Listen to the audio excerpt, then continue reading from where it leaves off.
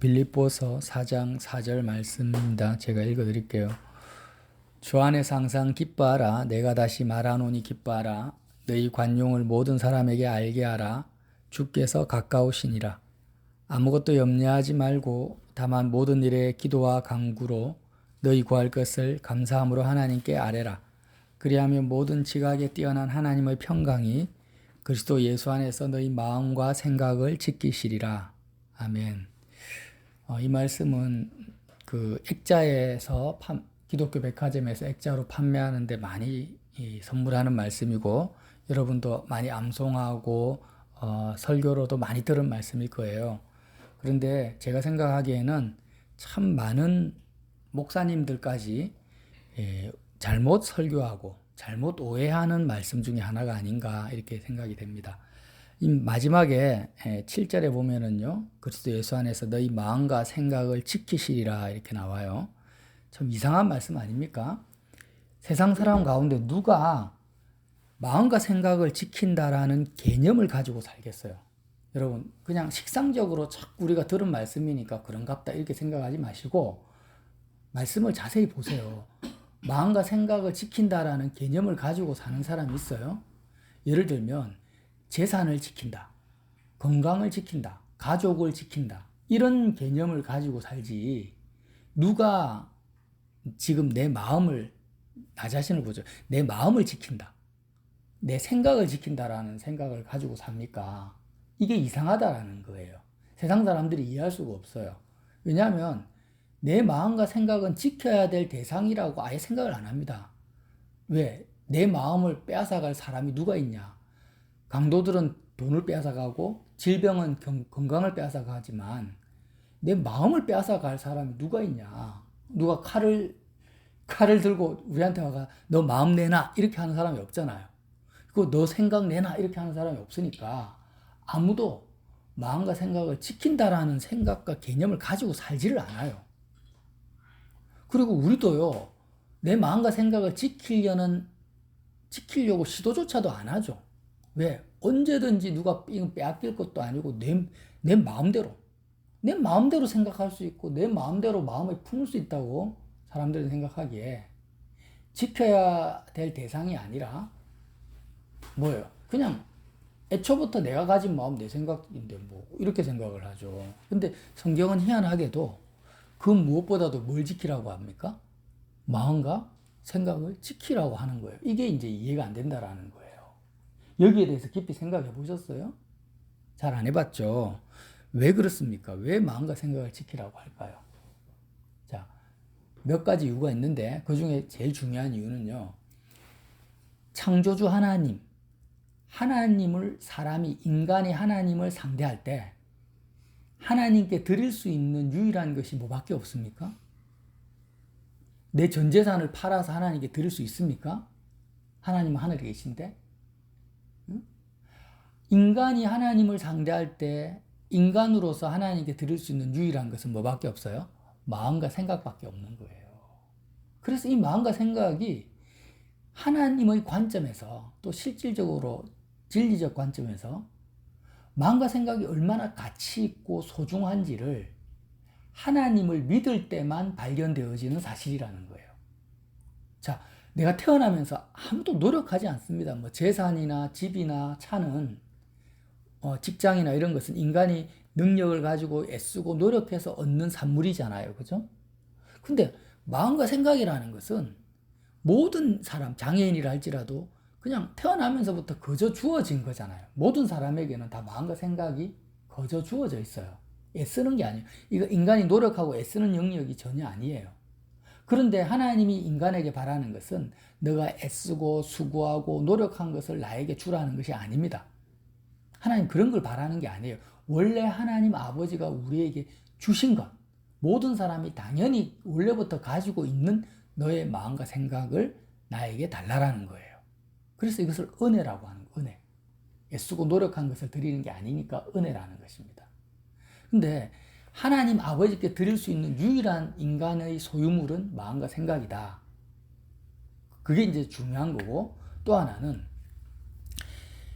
하나님께 내 마음과 생각을 막상 드리려고 생각을 하고 애를 써보니까 드려집니까? 야, 내 마음대로 생각하고 내 마음대로 마음을 품는 줄 알았는데 막상 하나님께 내 마음과 생각을 드리려고 해보니까 드려지지가 않는 거예요, 이게. 응? 연애할 때 애인한테 마음을 줄 수 있고 돈에 마음을 주고 건강이나 이 세상 출세에는 얼마든지 내가 마음을 쏟을 수 있는데 하나님께 마음과 생각을 드리려고 하니까 하나도 드려지지가 않는 거예요. 아무리 발부둥을 쳐도. 그래서 여기서 뭐냐면 사람의 죄가 발견되어지는 겁니다. 아, 그렇구나. 내가 죄인이구나. 응? 하나님이 나에게 뭔가를 노력해서 애쓴 것을 달라는 것도 아니고 원래부터 가지고 있는 마음과 생각 하나 달라고 하는 건데 이 귀한 마음과 생각을 하나님께 드릴 수가 없는 죄인이라는 사실을 하나님을 믿을 때만 발견되어진다라는 거예요. 그래서 하나님을 믿지 않는 사람은 죄가 뭔지도 모르는 거예요, 그냥. 죄는 무엇입니까? 마음과 생각을 하나님께 안 드리는 게 죄예요. 이해가 돼요? 자, 그런데 오늘 4장 4절에 보면 주 안에서 항상 기뻐하라 했잖아요. 주 안에서 항상 기뻐하라. 내가 다시 말하노니 기뻐하라. 도대체 뭘 기뻐하라는 겁니까? 뭘? 이해가 되세요, 또? 돈 벌어서 기뻐합니까? 네? 합격해서 기뻐합니까? 아니에요. 기뻐하라는 이 말은 하나님을 기뻐하라는 거예요. 하나님을 기뻐하라는 거. 그죠? 하나님을 기뻐하라는 거예요. 근데 왜 주 안에서 기뻐하라는 것은 예수님 안에 우리가 들어갈 때 하나님을 기뻐할 수 있다는 것입니다. 쉽게 말하면 이렇게 생각해 보세요. 내 마음과 생각을 돈이라고 생각해 보세요. 돈에 비유합시다. 내 마음과 생각을 돈이라 생각하고 기쁨을 돈을 투자해서 얻는 수익이라고 생각을 해보세요. 기쁨을 수익이다. 내 마음과 생각은 돈이다. 기쁨은 돈을 투자해서 얻는 수익이다. 마음과 생각을 내가 어디에 투여했을 때, 줬을 때 얻는 것이 기쁨이라고 생각해 보세요. 자, 그러면 내 마음과 생각을 어디에 투자를 하면은 기쁨을 얻을 수 있나? 사람들은 그걸 생각을 합니다. 그래서 게임이나 드라마나 영화나 애인이나 성공이나 출세 이런 것에 마음과 생각을 기쁨을 얻을 수 있다라고 계속 거기에 투자를 하는 거예요. 주는 거예요, 마음을. 그런데 진리를 발견한 사람은 이제 아는 거죠. 아, 이 세상 어디에 마음과 생각, 어떤 사람에게 내 마음과 생각을 줘도 거기에서 기쁨을 얻을 수는 없다라는 사실을, 팩트를 발견하는 겁니다. 이게 진리에 접근한 사람이에요. 여기에 접근한 사람 중에 대표적인 무리가 누구냐면 스님들이라는 불교 신도들인 거예요. 진짜. 그래서 속세를, 세상에 마음을 계속 주니까 기쁨을 얻는 것이 아니라 기쁨을 얻는 것처럼 보이지만 궁극적으로 인간이 얻는 것은 뭐냐? 번뇌밖에 없구나. 108번뇌. 괴로움과 고통밖에 없구나. 그래서 세상에서 마음을 주지 말고 해탈을 하자. 속세를 떠나자. 이렇게 하는 게 불교 신앙입니다. 근데 그렇게 해도 기쁨을 얻지를 못해요. 세상을 떠날 수도 없고. 바탕은 맞지만 열매가 없는 거예요. 불교 신앙은. 근데 예수님께서 어떻게 지금 말씀하시냐면은 기쁨은 이 세상에는 없다. 맞다. 없다. 그럼 어디에 있느냐? 하나님 아버지, 창조주 하나님 아버지께 마음과 생각을 투자했을 때 거기서만이 유일한 기쁨을 얻을 수 있다라는 것을 예수님이 말씀하신 거예요. 이 땅에 오셔서. 그게 복음입니다. 이 사실에 여러분 우리 진짜 동의를 하셔야 돼요. 예나. 네. 이게 예수님의 말씀이거든요. 그러니까 사람들은 지금도 자기 마음과 생각을 자기 마음대로 세상에 어디에 투자를 합니다. 취미생활에 투자하고 하는데 거기에는 기쁨을 얻을 수 있다 없다? 없어요. 전부 주식으로 말하면은 망할 주식밖에 없는 거예요, 그게. 그러니까 예수님을 믿는다라는 것은 뭐냐면 한 가지 진리를 내가 받아들여야 돼. 내 마음과 생각을 하나님 아버지께 드려야만이 진정한 기쁨을 얻을 수 있다라는 그 절대적인 진리 명제를 내가 인정하고 받아들이는 게 예수 믿는 겁니다. 여기는 알겠죠? 네. 이걸 안 믿으면 예수님 믿는 게 아니에요. 그러니까 자꾸 예수님을 믿는다면서 내가 돈을 많이 벌면 기쁠 거다라는 마음을 가지고 있다면 예수님을 안 받아들이는다라는 거예요. 자, 그러면 이제 이 진리를 내가 받아들였어요. 아, 그렇구나. 내 마음을 자식에게, 부모에게, 아주 멋진 뭐 스위스 알프스 산에 뭐 나는 자연인이다. 자연 속에 이렇게 다 투자해도 기쁨이 없구나. 이 세상에는 기쁨이 없구나. 이걸 인정하고 받아들였다고 쳐요. 받아들였어요, 우리가.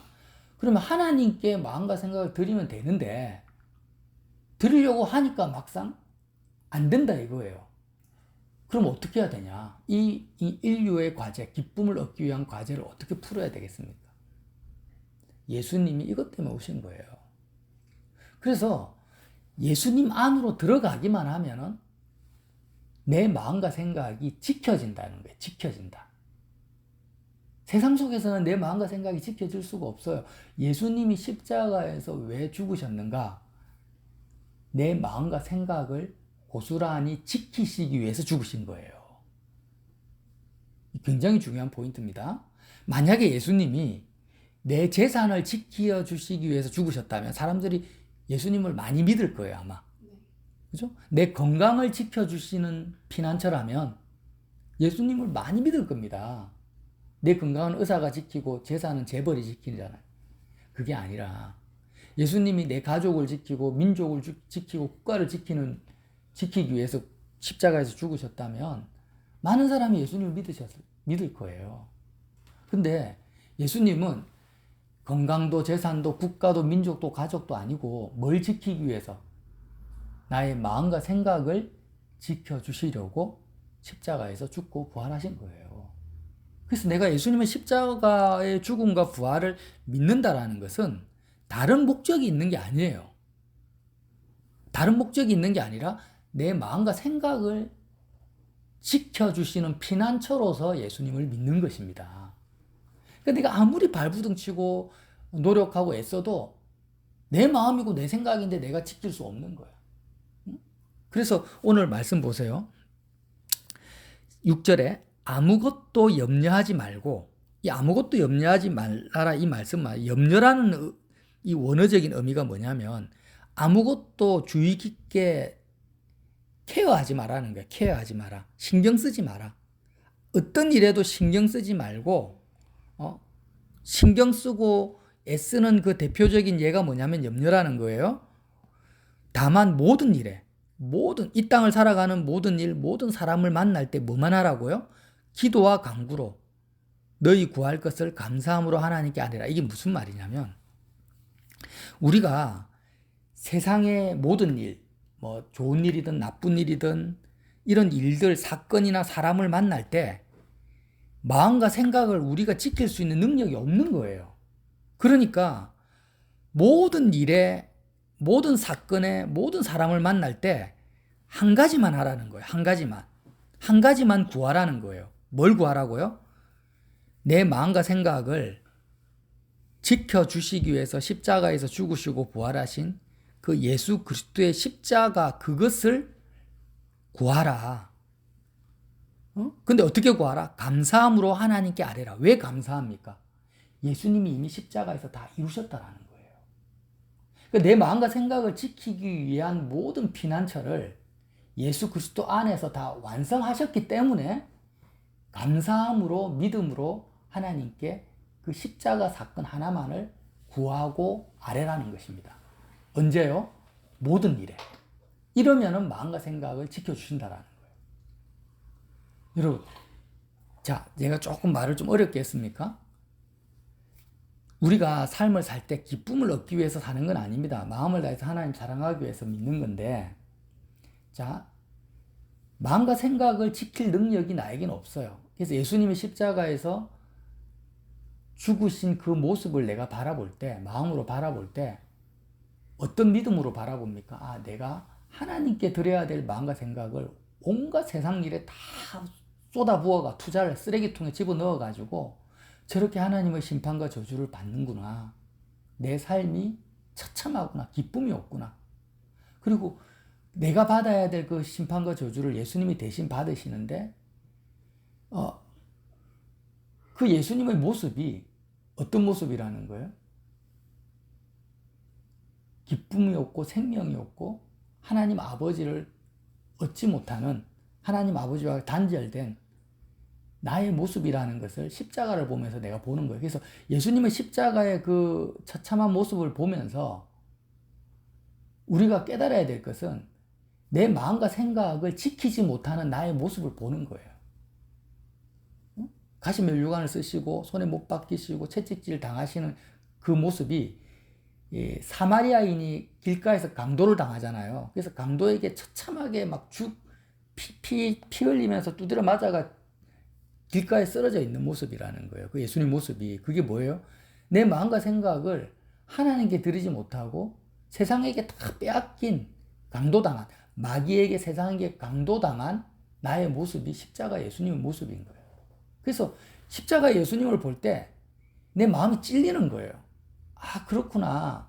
내가 지금 사람을 만났어. 모든 일에 사람을 만났는데 하나님께 마음이 들여지지 않아요. 내 마음이 그 사람에게 막 다 집중되어져 있어요. 그러면서 십자가를 바라보면 그렇게 내 하나님이 아니라 사람에게, 사건에게 마음에 사로잡혀 있는 이 모습이 예수님의 그 십자가의 처참한 나의 영적 상태라는 것을 내가 보면서 내 마음이 찔리는 거예요. 사도행전에 보면 사람들이 예수님의 십자가 사건을 베드로가 설교할 때 형제 어찌할꼬 하면서 마음에 찔렸다고 하잖아요. 그죠? 그래서 우리가 그렇게 예수님의 십자가를 보는 것입니다. 그렇게 보면 이제 어떻게 해야 됩니까? 예수님 십자가에서 죽으시고 부활하시고 승천하셔서 하나님 보좌 우편에 앉아 계신 거예요. 그래서 우리가 예수님을 따라서 십자가에서 예수님의 세상에 대해서 죽고 부활하고 승천해서 하나님 보좌 우편까지 그대로 마음이 따라가는 거예요. 예수님의 십자가 사건을 마음이 그대로 따라가면 우리가 마음이 어디 안에 들어갑니까? 예수 그리스도 안에, 주 안에 마음이 들어간다라는 거예요. 그러니까 내가 애쓰고 노력해가지고 마음을 막 지키려고, 그래 내가 게임에 마음을 빼앗기면 안 되지, 사람한테 마음을 빼앗기면 안 되지, 지키자, 마음을 지키자, 마음을 지키는 게 생명의 권한이다, 이렇게 하는 게 아니라는 거예요. 그거는 그렇게 마음을 지키는 게 아니에요. 그건 율법주의고 바리새적인 거고, 마음은 내가 지킬 수가 없어요. 지킬 수 있으면 예수님이 십자가에 죽지 않았다라는 거예요. 제가 다시 한번 말하지만 왜 예수님이 십자가에 죽었냐? 재산이나 건강이나 가족이나 국가를 지키기 위해 죽은 게 아니라 내 마음과 생각을 지키기 위해 죽었다. 이것만 묵상해도 오늘 굉장한 이익을 얻는 거예요. 그런데 만약에 내가 스스로 마음을 지키려고 발버둥치고 애쓴다면 예수님의 공로 십자가 사건을 믿지 않는 거라는 거예요. 그래서 마음과 생각을 지키기 위해서 어떻게 하라고요? 예수님에게 올라타면 된다.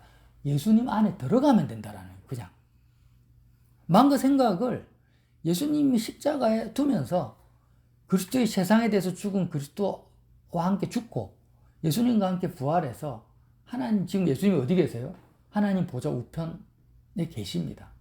그 그리스도 안에 마음이 들어가기만 하면 고스란히 우리 마음은 예수님이 하나님과 가장 밀접하게 보좌 우편에 계신 것처럼 하늘에 계신 아버지를 마주하게 된다는 거예요. 그래서 오늘 뭐라고 합니까? 주 안에서, 예수님 안에서 항상 기뻐하라. 뭐를요? 주 안에서는 마음과 생각이 저절로 지켜지고 주 안에 들어가기만 하면 하나님 아버지를 마주하게 되니까 그 아버지로부터 오는 그 기쁨, 하나님이 주시는 기쁨으로 기뻐할 수 있다는 거예요. 주 안에서 항상 기뻐하라. 이게 답니다. 복음의 다예요. 그리고 너희 관용을 모든 사람에게 알게 하라. 하나님 아버지로부터 오는 그 조건 없는, 이유 없는 기쁨이 내 속에 채워지면 사람들을 향해서는 어떤 마음이 생깁니까? 관대한 용서, 관용이 저절로 생기는 거예요. 내 마음에 기쁨이 넘치니까 누가 나를 욕하고 시비를 걸고 딴지를 걸어도 그 사람을 향한 관용이 생기는 거예요. 그래서 너희 관용을 모든 사람에게 알게 하라. 이 말은 뭐냐면 주 안에서 항상 기뻐하라는 삶의 열매가 이거다라는 말씀이죠. 이러한 삶을 살기 위해서는 어떻게 하라고요? 아무것도 염려하지 말고, 마음과 생각을 거기에 두지 말고, 다만 모든 일에 우리가 모든 사건, 모든 사람을 만날 때 한 가지만 하라는 거예요. 기도와 간구. 어떤 기도와 간구? 너희 구할 것. 너희 구할 것이 뭐예요, 여기서? 예수님 안으로 들어가는 이것밖에 없다라는 거예요. 내가 누구를 만나든 어떤 사건을 접하든 예수님 안에 있게 해달라는 강구밖에 없다는 거예요. 근데 예수님 안에 들어가는 것은 내 노력과 의지로 들어가는 것이 아니라 예수님이 이미 이루어 놓으신 거예요, 그냥. 그죠? 누구든지 목마르거든 나에게 오라는 거예요. 예수님이 이미 나를 위해서 죽으셨고, 이미 부활하시고, 이미 하늘 보좌 우편에 앉아 계시니까, 나는 언제든지 예수님 안으로 들어갈 수 있잖아요. 십자가만 바라보면. 그래서 너희 구할 것을 감사함으로 하나님께 아뢰라. 보통 구하고 나서 얻으면은 내가 감사하잖아요. 그죠? 하나님 뭐 주세요 하면은 안 주시면 감사가 됩니까? 안 돼요. 구했는데 기도 응답을 받으면 감사가 되는 게 정석인데, 구할 것을 아예 이미 감사함으로 아뢰라는 말은 이미 하나님이 예수님이 이루어 놓으신 거기 때문에 너는 그저 들어가면 되니까 감사함으로 아뢰라는 것입니다. 자, 그리하면 모든 지각에 뛰어나다라는 것은요, 내가 이 세상을 만날 때 지각이라는 것은 마음과 생각이 느끼는 감각을 말하거든요. 이 세상이 주는 여러 가지 감각에 뛰어나다라는 것은 그것을 뛰어넘는다라는 거예요. 예를 들어서 돈이 떨어졌어요. 건강을 잃어버렸어요. 그럼 돈이 없고 건강을 잃어버린 것에 마음이 빼앗기지 않는 그런 지각, 가난한 것, 아픈 것이 주는 그 지각을 뛰어넘는 기쁨을 주시는 하나님이 모든 지각에 뛰어난 그걸 초월하는 하나님의 평강이 그리스도 예수 안에서 너희 마음과 생각을 지키시리라. 여기서 평강이라는 것은요, 구원이 주는 평강입니다. 원어적인 의미에서, 헬라어 원어 의미에서 그냥 세상이 주는 평강이 아니라 예수 그리스도 안에 들어갔을 때 하나님을 마주보면서 나타나는 그 기쁨이 전달되는 평강을 말하는 거예요. 이런 모든 지각에 뛰어난 육신의 지각, 이 세상에서 느끼는 모든 지각을 뛰어넘는 하나님의 구원의 그 평강을, 하나님 주신 기쁨의 그 평강이 그리스도 예수 안에서 너희 마음과 생각을 지킨다라는 것입니다. 제 말씀을 이제 마칠게요. 한 가지만 꼭 우리가 기억합시다. 우리 마음과 생각이 얼마나 소중한지를 모른다라는 거예요. 우리가 요즘에 이제 전에 대목사님 설교 말씀도 듣고 알게 됐죠. 인간이 가지고 있는 가장 중요하고 소중하고 가치 있는 것은 뭐밖에 없다?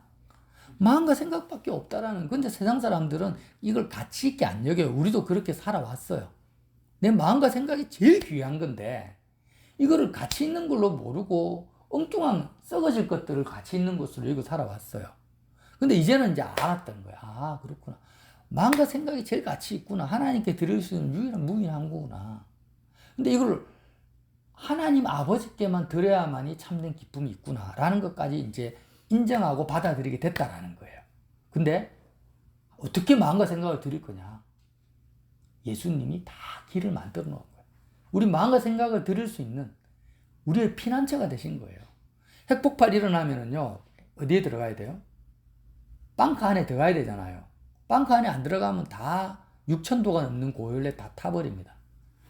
근데 우리 마음과 생각이 예수님 안에 있지 않으면 마음과 생각을 지킬 수가 없어요. 조그마한 사건만 터져도 염려와 근심이 우리를 사로잡아 버립니다. 우리 스스로 지킬 수가 없기 때문에 주님이 나를 따라와라.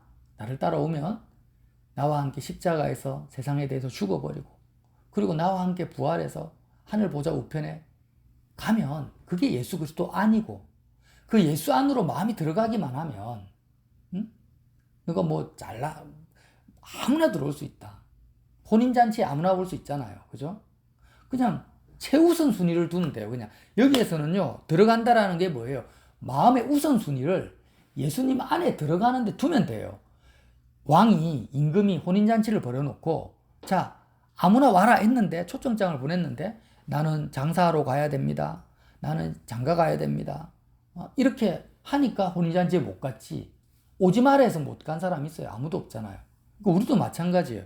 예수님 안에 들어가는 것은 하나도 힘든 것도 아니고 뭘 요구하는 게 아니라 그냥 내 마음의 우선순위가 있어요. 지금 예를 들어서 혜민 형제가 취업을 해야 되는데 마음이 그래 취업해야 되겠다. 취업해야 되겠다. 이게 최고의 우선순위면 절대 예수님 안에 못 들어가. 내가 몸이 아파요.